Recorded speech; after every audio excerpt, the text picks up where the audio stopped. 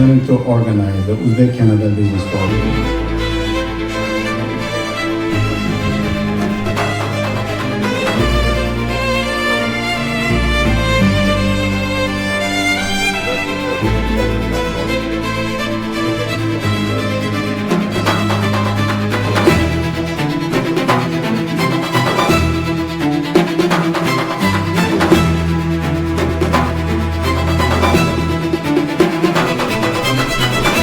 Hozirgina PDAC doirasida tashkil etilgan O'zbekiston kuniga bag'ishlangan sessiyada ishtirok etdim. O'zbekiston taqdim etayotgan geologik va konchilik salohiyati menda katta taassurot qoldirdi.